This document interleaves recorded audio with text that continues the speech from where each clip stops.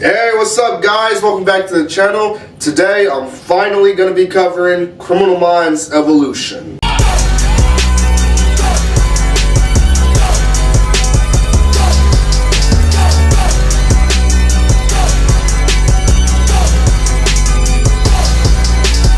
Criminal Minds is back and it's looking darker, more cinematic. It's such a whole different shebang being on Paramount Plus, and you see that through the acting, the writing, the characters, everything.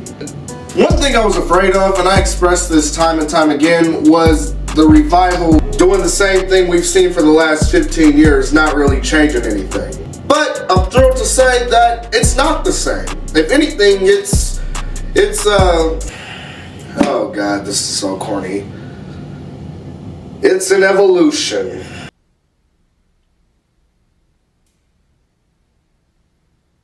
Honestly, I thought it was fantastic. These characters over the years have become like family in some ways. I mean, it's been 15 years. I literally grew up with this show. Been watching it since I was in 2nd grade. And these characters, to see them back, it's refreshing. They're still doing what they do best. But unfortunately, these past 3 years haven't really been that kind to everyone in the BAU. Emily has moved up in the FBI. She's now the section chief, which was shocking to me. She's basically the new Strauss. It's also confusing because the unit chief of the BAU is now unclear to me. I think it's Rossi, I believe, but it's not very clear who's in charge right now. Speaking of Rossi, this dude is a complete mess. He's dealing with the loss of his wife, and he's just let himself go. Another shocker. And basically, he's just thrown himself into the work, not really thinking or caring about anything else except catching the next unsub. This is a very different David Rossi than we're used to, and I didn't really like him very much, to be honest. Yeah, we need to get a tri-state search. Media is gathering outside. We need to get Christie's picture on the news and social media.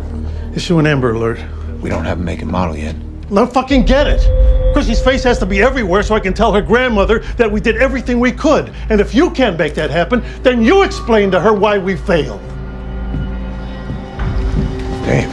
Get the hell out of my way.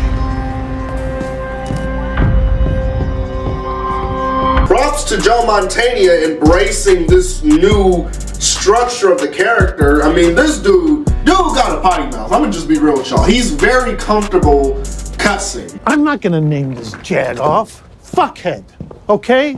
Call him that. I want to know how to catch him.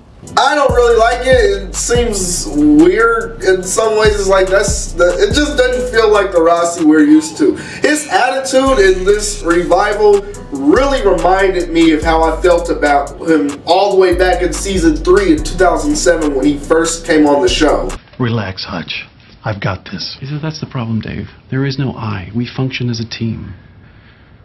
I've been doing this before you were out of high school. Probably before the rest of your team was in school at all. I know that. Things have changed. The bells and whistles changed.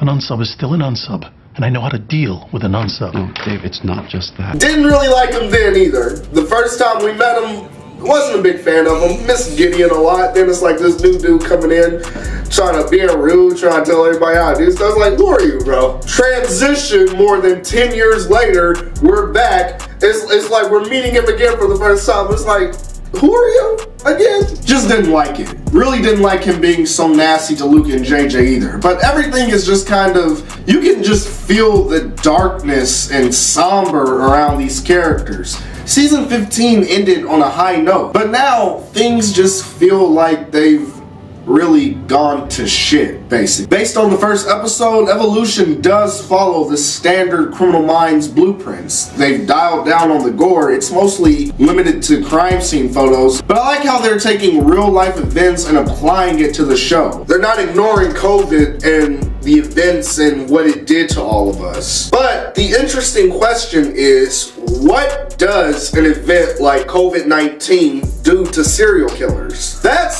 That question, that's what got me most interested in this revival. If there's one thing Criminal Minds has taught us, it's that serial killers are obsessive. They need the hunt. heaven's sake, catch me before I kill more. I cannot control myself. But with the COVID-19 pandemic and all those events, with everybody quarantining and staying home and everything, all potential victims, they're all safe inside their houses. There's literally no one to stalk, abduct, or kill for serial killers. But I mean, that doesn't keep the serial killers at bay. They still have urges.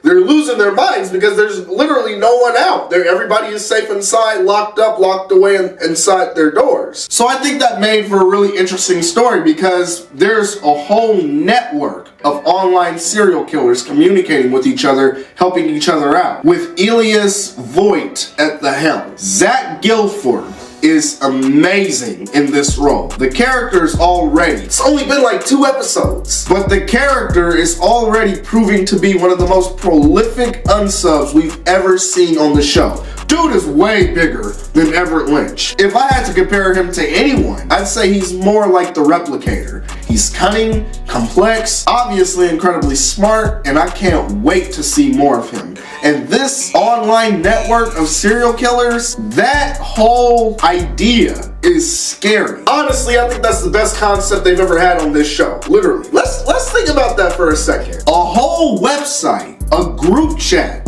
on the dark web with serial killers communicating, helping each other out, sharing photos, sharing videos of their sick work and intel. You put that with the BAU team, these characters that we've all come to know and love over the last 15 years, you put those two together, like, how can you not get excited over this? How can you not be interested in this? I think Guilford's gentle, nice guy demeanor only adds to the menace of his character. Now, at times, the plot did kind of feel a bit slow, in some ways redundant. I see we literally have another Linda Barnes. This is the male version. Meeting this dude, new assistant director of the FBI who's making life hell for the BAU, that was a little like, come on. Like, we literally had the same style character back in season 13. But you will run every decision past me, big and small, before you act. Good night. Let me run it up the flagpole. Just hope it's worth it. Get me Director McNamara in Resource Management. Man, you deal with that every day? Every day. It's literally the exact same character back. We're doing this again. Only now it's just a male version. Like, that's realistic. Actually, you know what? It kind of is realistic. Because there are some guys who are just like Linda Barnes. Still, though, it's like we've already seen this. But overall, I thought it was fantastic. A great start. It's so nice to see this series is back, the BAU is back, and I can't wait for episode 3. Guys, this has been my review on the new introduction of Criminal Minds. I will be back to cover episode 3 and so on. If you like this video, please give me a thumbs up. And if you're new here, be sure to subscribe and hit that little bell so you'll be updated whenever I post new content. Also, let me know what y'all thought about these first 2 episodes of Criminal Minds Evolution. Very different from seasons 1 through 15, but I liked it. Let me know what y'all thought though. Thank you so much for watching, guys, and I'll see you next time.